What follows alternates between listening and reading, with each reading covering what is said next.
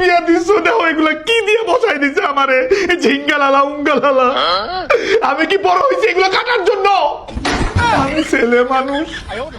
আমি কি এগুলো কাটতে পারি এই বুটির দ্বারা তার লগে কথা লাগাইতেছো দেখি ও মায়ের লগে কথা লাগাইতেছ